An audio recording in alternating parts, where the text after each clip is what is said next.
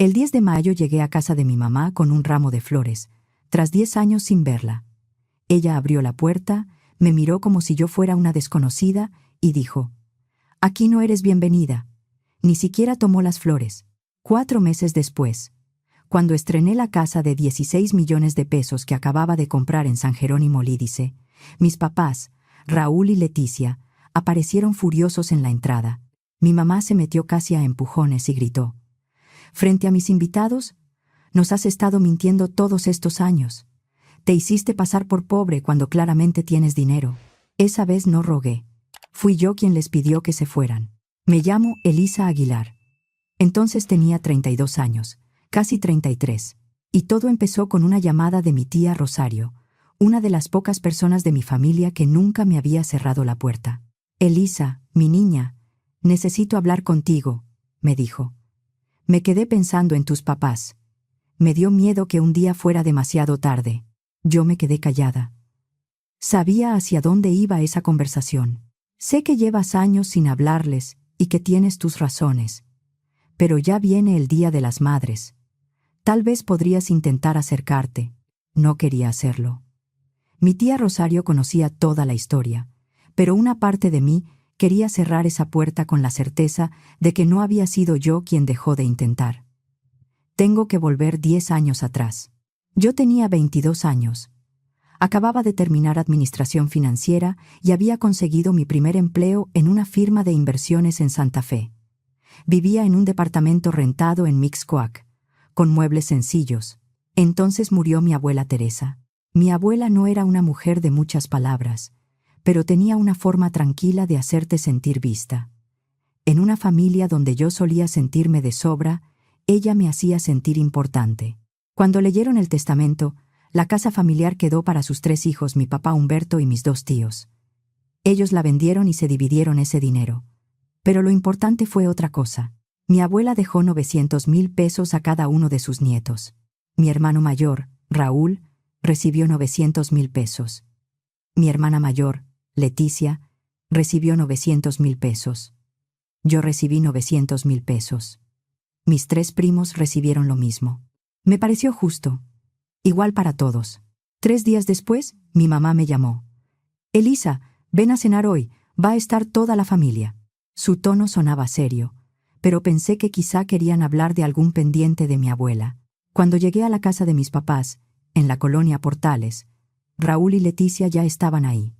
Los dos tenían esa cara dura que pone la gente cuando ya decidió algo antes de escucharte. Mi mamá, Celia, salió de la cocina secándose las manos con un trapo. «Siéntate, Elisa. Tenemos que hablar de algo importante». Me senté en el comedor. Mi papá estaba en la cabecera, con los brazos cruzados. Raúl no me miraba. «Tu hermana se casa en 4 meses», dijo mi mamá. Volté a ver a Leticia. «Qué bueno. Felicidades, Leti». Leticia ni siquiera sonrió. «Gracias», dijo seca. «Pero tenemos un problema». Mi mamá se adelantó. «La boda va a salir mucho más cara de lo que pensamos. Y creemos que lo correcto sería que le dieras a tu hermana el dinero de tu herencia». Por un momento no entendí. La escuché perfectamente, pero mi cabeza no acomodó la frase. «¿Qué? Leticia necesita una boda bonita», insistió mi mamá. «Con esos 900,000 pesos podría cubrir casi todo lo fuerte: el salón, la comida, la música, el vestido, la fotografía». Sentí que me ardía la cara. «Pero ese dinero es mío. Mi abuela me lo dejó a mí». Mi papá soltó un resoplido. «No seas egoísta, Elisa. En una familia, uno se apoya cuando hace falta». Miré a Raúl. Raúl también recibió 900,000 pesos. Y mis primos también. «¿Por qué solo me lo están pidiendo a mí?» «Porque Leticia lo necesita más que tú», dijo mi mamá, como si eso cerrara la discusión. Ahí estaba otra vez esa sensación vieja. Mis necesidades podían esperar, pero las de Raúl y Leticia eran urgentes. Me puse de pie. «No. No voy a entregar mi herencia. Ese dinero es mío y lo voy a usar para mi futuro». Leticia se levantó de golpe. «Eres una egoísta, Elisa. Siempre pensando solo en ti. No es egoísmo no dejar que me quiten lo que mi abuela me dejó. Si no me das ese dinero no estás invitada a mi boda», dijo ella. Respiré hondo. «Está bien. No voy a dejar que me chantajeen. Mi papá golpeó la mesa con la mano. Entonces vete de esta casa. Lo miré sin poder creerlo. ¿Estás hablando en serio? Completamente en serio, dijo. Eres una malagradecida. Si para ti el dinero vale más que tu hermana, entonces, desde hoy, para nosotros, ya no eres parte de esta familia. Mi mamá no lo contradijo. Al contrario, me miró con frialdad. No vuelvas hasta que estés lista para hacer lo correcto. Sentí como si me hubieran empujado al vacío. Yo sabía que mis papás siempre me habían tratado distinto. Raúl era el responsable, Leticia la consentida y yo la que tenía que ceder. Pero eso era expulsarme de mi propia familia por no entregarles mi dinero. No lloré frente a ellos. Tomé mi bolsa y caminé hacia la puerta. Antes de salir, escuché a Leticia decir: «Qué pena que mi propia hermana sea así». No respondí. Si abría la boca, iba a quebrarme. Esa noche manejé de regreso a Mixcoac con las manos temblando sobre el volante. Era tarde, pero el tráfico seguía pesado. Una parte de mí esperaba que al día siguiente alguien llamara para decirme que todo se había salido de control. Pero nadie llamó. Pasaron días, luego semanas. Mandé mensajes de cumpleaños a mi mamá, a mi papá, a Raúl y a Leticia. Mensajes cortos, educados, sin reproches. Nadie respondió. Después de meses de silencio dejé de intentarlo.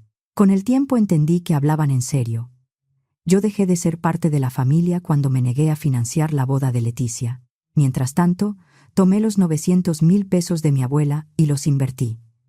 Trabajaba en inversiones, así que sabía que había riesgos y que no debía meter todo en una sola apuesta. A través de un contacto de la firma, supe de una ronda privada en una empresa médica mexicana de diagnósticos rápidos. Estudié sus números, su equipo, el mercado. No fue un impulso. 5 años después, esa empresa se volvió pública, y mi inversión llegó a valer cerca de 36 millones de pesos. Fue un caso raro, de esos que no pasan todos los días. Pero yo había entrado temprano y la empresa creció mucho más de lo esperado.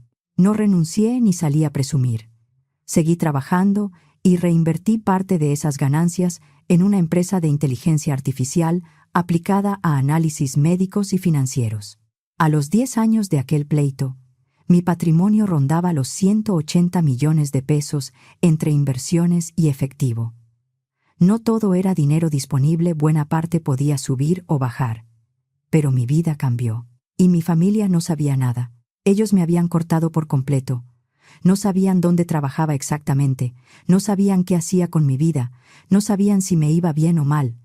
Yo tampoco tenía interés en contarles. Por eso la llamada de mi tía Rosario me movió tanto. El Día de las Madres estaba a 2 semanas. Después de pensarlo mucho, decidí hacer un último intento, no por culpa ni porque creyera que yo debía disculparme. Lo hice porque necesitaba saber si todavía quedaba algo que salvar. El 10 de mayo compré un ramo de rosas y lirios. Me arreglé con cuidado, manejé hasta la casa donde crecí y me quedé unos segundos dentro del coche antes de bajar. No había estado ahí en 10 años.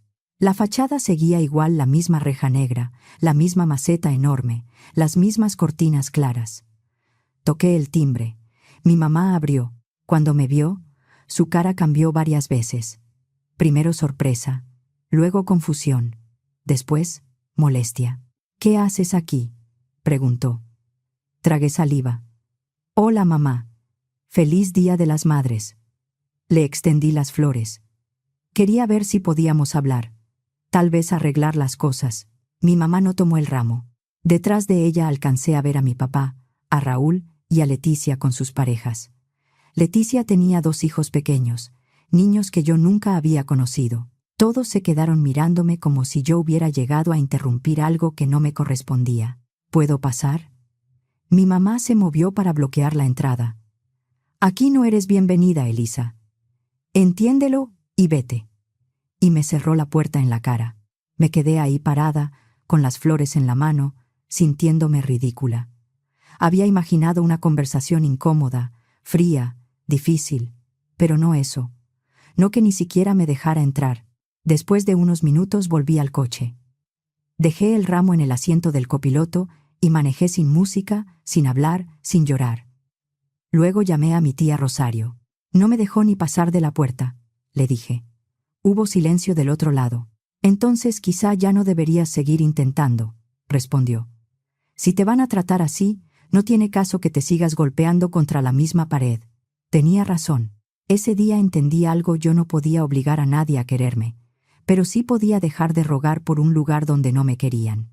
Y ese rechazo me dio el empujón que necesitaba.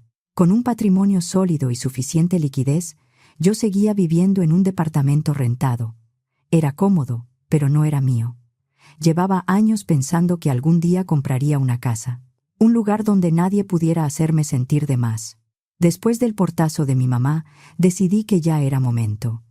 Llamé a una asesora inmobiliaria. Busco una casa de 3 recámaras, con jardín y alberca. Algo en el sur de la ciudad, tranquilo y con espacio para recibir gente. Durante varias semanas vimos opciones. Algunas eran frías, otras necesitaban demasiadas reparaciones. Entonces llegamos a una casa en San Jerónimo Lídice. Desde que crucé la puerta, lo supe. Tenía techos altos, una cocina amplia, una sala llena de luz y una recámara principal enorme. Pero lo que me ganó fue el jardín, alberca, terraza y espacio para mesas, plantas y asador. No era una mansión, pero se sentía abierta y cálida. El precio era de 16 millones de pesos. No necesitaba hipoteca. Ofrecí comprar sin crédito, con transferencia y documentación completa. Entre papeles, notaría y transferencias, cerramos en unas semanas. Así, de pronto, tenía casa. El día de la mudanza fue uno de los más emocionantes de mi vida. Durante años había guardado muebles, cuadros y lámparas, pensando, algún día voy a tener dónde poner esto. Ese día, todo encontró su lugar. Cuando la casa quedó lista, parecía otra. Cálida, luminosa, mía. No borraba lo que me hicieron, pero me recordaba que había seguido adelante. Llamé a mi tía Rosario para contarle, y la escuché emocionarse como si la casa también fuera una victoria suya. Quiero hacer una comida para estrenarla, le dije. Puedes invitar a algunos familiares, a los que tú creas que les dará gusto. Mi tía hizo una pausa. ¿A tus papás? ¿A Raúl y Leticia? No, a ellos no. No los quiero aquí. Entiendo, mi niña. La comida quedó programada 4 meses después de aquel 10 de mayo. Invité a amigos del trabajo, compañeros de la universidad y personas cercanas. Mi tía Rosario invitó a primos y tíos que nunca me habían hecho daño directamente. El día llegó y mi casa se llenó de voces. Había carne asada, guacamole, aguas frescas, pastel de 3 leches y música tranquila. En la terraza, algunos platicaban junto a la alberca. No podía dejar de sonreír. Por primera vez en mucho tiempo, sentí que tenía un hogar lleno de gente que sí quería estar ahí. Mis primos del lado de mi papá llegaron temprano. Tomás se quedó mirando la sala con la boca abierta. Elisa, esta casa está increíble. No tenía idea de que te estuviera yendo tan bien. Gracias. He trabajado mucho y algunas inversiones salieron mejor de lo que esperaba. Clara, mi prima, me tomó del brazo y me llevó a un lado, cerca de la cocina. ¿Te puedo preguntar algo? Claro. Bajó la voz. Tus papás siempre nos dijeron que tenías problemas con la bebida y las apuestas, que por eso la familia ya no te buscaba. Casi me atraganto con el agua. ¿Qué? Eso nos dijeron durante años. Que te habías alejado porque estabas metida en problemas, que desperdiciabas el dinero apostando y que no querías ayuda. Sentí un golpe frío en el pecho. Mis papás no solo me habían sacado de la familia, también habían inventado una historia para quedar como víctimas. Miré a Clara. ¿De verdad crees que tengo problemas con la bebida o con las apuestas? Ella miró alrededor: la casa, la comida, mis amigos, mi forma de estar ahí, tranquila y entera. No, dijo. La verdad, no. Entonces ya tienes tu respuesta. ¿Qué fue lo que pasó realmente? Respiré hondo. Fue un conflicto por dinero cuando murió mi abuela. No quiero hablar de eso hoy. No quería convertir mi propia fiesta en un juicio familiar. Así que cambié de tema y seguí atendiendo a mis invitados. Durante un rato, todo volvió a sentirse bien. La gente se reía, muchos me felicitaban. Yo me sentía en paz. Tiempo después, supe que alguien subió una foto al grupo familiar y otro pariente escribió la dirección sin mala intención. Esa tarde tocaron el portón con fuerza. No fue un timbrazo normal. Fue un golpe seco, insistente. Pensé que quizá era otro invitado que no encontraba el acceso. Abrí. Ahí estaban. Mi mamá, mi papá, Raúl y Leticia, los cuatro frente a mi casa con cara de furia. «¿Qué se supone que es esto?», exigió mi mamá, empujando para entrar antes de que yo pudiera responder. Me quedé helada unos segundos, pero reaccioné. «¿Quién les dio mi dirección?». Mi papá miraba la casa con los ojos muy abiertos. Raúl se asomaba hacia la sala. Leticia tenía la cara tensa. «¿Por qué no nos invitaste?», preguntó mi mamá. «Somos tu familia». La miré. «Porque cuando fui a tu casa el 10 de mayo con flores, me cerraste la puerta en la cara. ¿Te acuerdas?». Mi mamá apretó la mandíbula. «No cambies el tema. Ese es el tema». Mi papá avanzó unos pasos, observando los muebles, la cocina, el jardín. «¿Cómo pagaste todo esto?». «Eso no es asunto tuyo». «Nos has estado mintiendo todos estos años», dijo mi mamá, alzando la voz. «Te hiciste pasar por pobre cuando claramente tienes dinero». La música siguió sonando unos segundos hasta que alguien la bajó. Un amigo se acercó, pero le hice una seña de que yo podía manejarlo. Todos mis invitados voltearon. Sentí la humillación subir por mi cuello, pero esta vez no iba a quedarme callada. «El tamaño de mi cuenta bancaria no les importa. Les estoy pidiendo que salgan de mi casa». Pero mi mamá vio a Tomás y a Clara entre los invitados y caminó hacia ellos. «Ustedes tienen que hablar con ella». Elisa se fue de la casa, cortó contacto con nosotros sin razón y ahora se hace la ofendida. Está siendo ridícula. Mis primos se quedaron incómodos. Durante años les habían contado otra versión. Alcé la voz lo suficiente para que todos escucharan. «Les estoy pidiendo por última vez que salgan de mi casa. Si no se van, voy a llamar al 911». Mi papá me miró como si no me reconociera. «¿Vas a llamar a la policía por tu propia familia? Ustedes eligieron dejar de ser mi familia hace 10 años». Leticia dio un paso al frente. «No te creas tanto, Elisa. Tener una casa bonita no te hace mejor que nadie. No dije que fuera mejor. Dije que esta es mi casa, y ustedes no están invitados». Raúl intentó decir algo, pero mi mamá lo detuvo con la mirada. Al final se fueron, lanzando miradas duras, como si yo les hubiera hecho algo. Cuando cerré la puerta, respiré profundo. Me temblaban las manos, pero no iba a dejar que me arruinaran la noche. Volteé hacia mis invitados y sonreí como pude. «Perdón por el momento incómodo. Ya pasó. Vamos a seguir disfrutando la comida». Poco a poco, la reunión volvió a tomar ritmo, pero yo sabía que varios familiares tenían preguntas. No quise responderlas esa noche. Cuando todos se fueron, me senté sola en la sala. Había platos en la cocina, vasos en la terraza, sillas movidas. Pero solo podía pensar en lo que Clara me había dicho. Durante 10 años, mis papás habían contado que yo era alcohólica y apostadora. 10 años. Me habían convertido en una vergüenza inventada para no admitir que me echaron por no entregar mi herencia, y en cuanto vieron mi casa y entendieron que me iba bien, de pronto les importé otra vez. No era arrepentimiento, era dinero. Y por fin dejé de buscarle otro nombre. A la mañana siguiente, mi celular no dejó de sonar. No contesté ninguna llamada, pero empezaron a llegar mensajes. Mi mamá escribió: «Ya sabemos que eres una inversionista exitosa. Tienes que compartir con tu familia. No puedes vivir así mientras los demás batallamos». Leticia pidió ayuda para liquidar parte de su hipoteca. Raúl dijo que su coche fallaba y que su esposa estaba embarazada. Leí los mensajes sentada en la cocina y solté una risa amarga.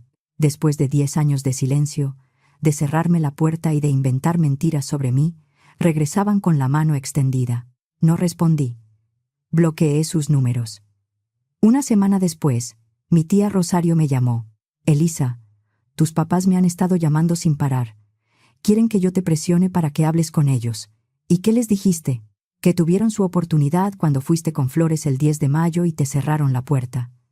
«También les dije que se nota mucho que ahora sí les interesas porque se enteraron de que tienes dinero». «Gracias, tía.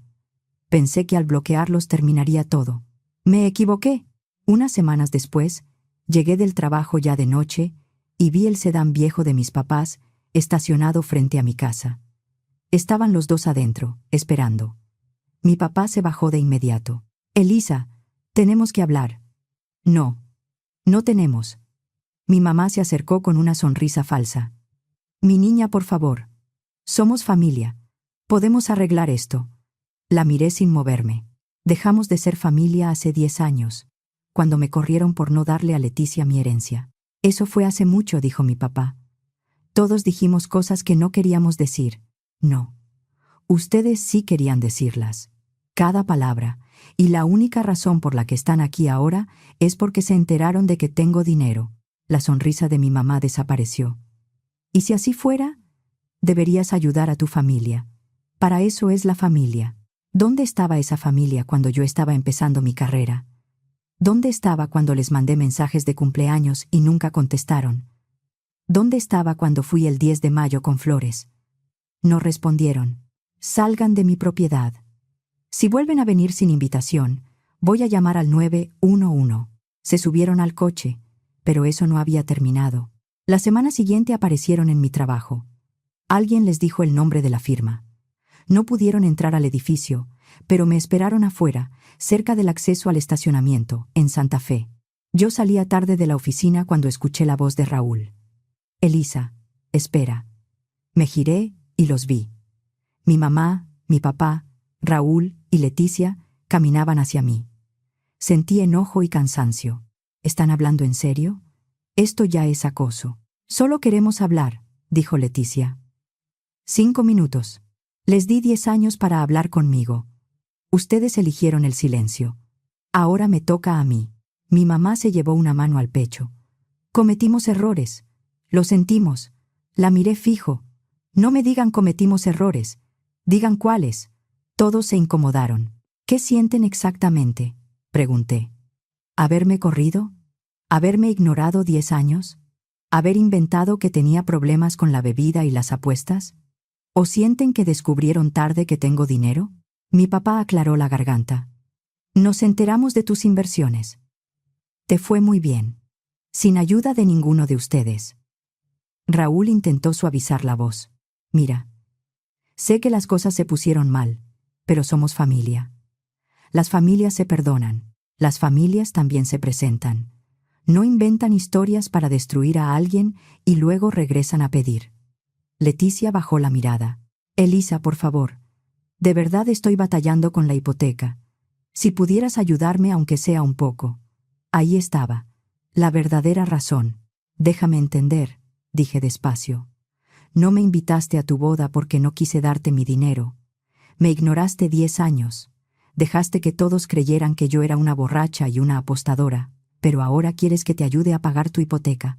Era joven y tonta, dijo Leticia. Ya no soy la misma. Sí eres la misma. Lo único diferente es que ahora necesitas dinero. Caminé hacia mi coche. Si vuelven a buscarme en mi casa o en mi trabajo, voy a levantar un reporte por acoso y a pedir medidas legales para que dejen de acercarse. Eso por fin pareció hacerles efecto. No me siguieron. No volvieron a aparecer en mi oficina ni afuera de mi casa, pero el daño ya estaba hecho. Habían abierto heridas que yo creía cerradas. Durante semanas me costó volver a sentirme tranquila. Algunas noches recordaba aquella cena, la voz de mi papá y la puerta de mi mamá cerrándose frente a mí. La parte buena era que mi vida, fuera de ese drama, iba bien. Mi portafolio seguía creciendo. En el trabajo me habían dado más responsabilidades, y además había empezado a salir con alguien. Se llamaba Ignacio. Era ingeniero de software, y lo conocí por amigos en común. Escuchaba, preguntaba, y nunca intentaba decidir por mí. Cuando le conté mi historia, no intentó minimizarla. No les debes nada, Elisa, me dijo una noche mientras cenábamos en mi casa. No después de todo eso. Hay días en que me pregunto si estoy siendo demasiado dura. Te corrieron por dinero. Te ignoraron 10 años. Mintieron sobre ti, y ahora solo te buscan porque saben que te fue bien. Eso no es ser dura. Eso es cuidarte. Tenía razón. Yo había construido una vida buena sin ellos. No iba a dejar que la rompieran. Con el tiempo empecé a hacer reuniones más seguido en mi casa. Venía mi tía Rosario, venían algunos familiares, y había sobremesas largas junto a la alberca. Era extraño descubrir que sí podía convivir con familia, sin estar cuidando cada palabra. En una de esas reuniones, Tomás sacó el tema que todos parecían evitar. Elisa, tengo que preguntarte algo. Estábamos en la terraza, con platos vacíos sobre la mesa y música baja de fondo. Dime, ¿qué pasó realmente con tus papás? Porque lo que ellos nos contaron de la bebida y las apuestas ya vimos que no era cierto. Clara, que estaba sentada cerca, también me miró. Decidí que ya era momento de decir la verdad. Les conté toda la herencia de mi abuela, los 900,000 pesos para cada nieto, la exigencia de entregar mi dinero para la boda de Leticia, mi negativa, el momento en que mi papá me corrió, y el silencio de 10 años. Cuando terminé, nadie habló por unos segundos.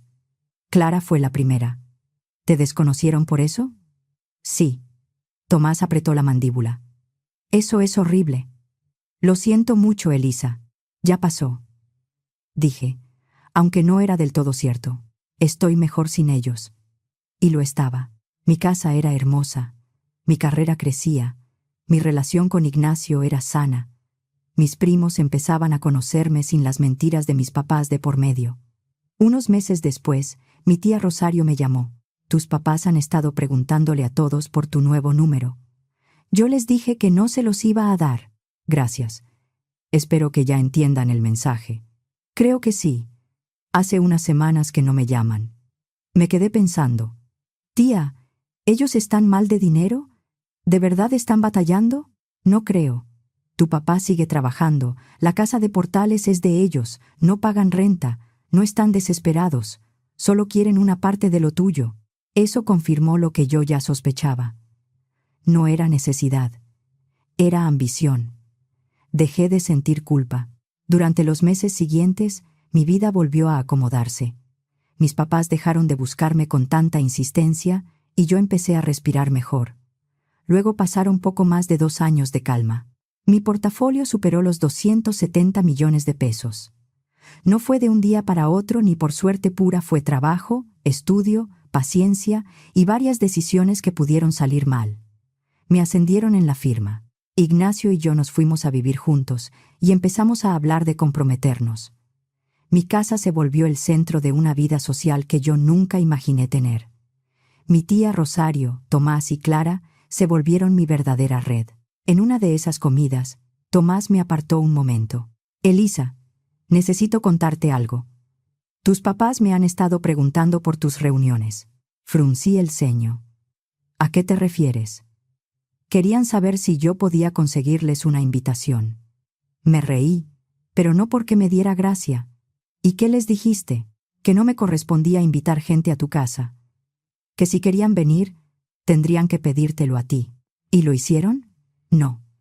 Creo que saben que les dirías que no. Sí, lo sabían. Unos meses después, recibí una noticia inesperada. Mi tía Rosario me llamó con la voz alterada. Elisa, tengo que decirte algo. Tu papá tuvo un infarto. Sentí que el estómago se me cerraba. ¿Está bien? Está en el hospital, pero está estable. Lo tienen en observación. No fue tan grave como pudo haber sido. Me quedé en silencio. A pesar de todo, Humberto seguía siendo mi padre, el hombre que me enseñó a andar en bici, y el mismo que años después me dijo que ya no era parte de la familia. ¿Vas a ir a verlo?, preguntó mi tía. Miré hacia la ventana. Ignacio estaba en la sala, trabajando en su computadora. La casa estaba tranquila.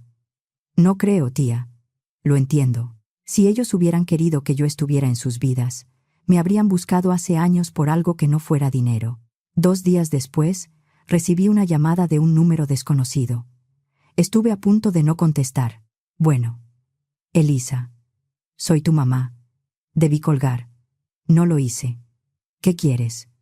Tu papá está en el hospital. Pensé que debías saberlo. La tía Rosario ya me dijo. Hubo una pausa. ¿No vas a venir a verlo? Es tu padre. Dejó de actuar como mi padre hace 10 años, cuando me corrió de la familia. Elisa, por favor. Ha preguntado por ti. No le creí. Si hubiera querido verme, pudo llamarme en cualquier momento durante los últimos 10 años. Cometimos errores, pero seguimos siendo familia. Esto puede ser serio. Ustedes tomaron decisiones. Yo estoy viviendo con las mías. Ahora ustedes pueden vivir con las suyas. Colgué. Ignacio me encontró en la cocina, sentada frente al celular. ¿Todo bien?, le conté. Se sentó junto a mí y me tomó la mano. ¿Cómo te sientes? Confundida. Una parte de mí piensa que debería ir al hospital. Otra parte recuerda que solo llaman cuando quieren algo. ¿Qué quieres hacer tú? Respiré profundo. Quiero protegerme. Ya me demostraron muchas veces que no quieren una relación conmigo. Quieren acceso a lo que tengo.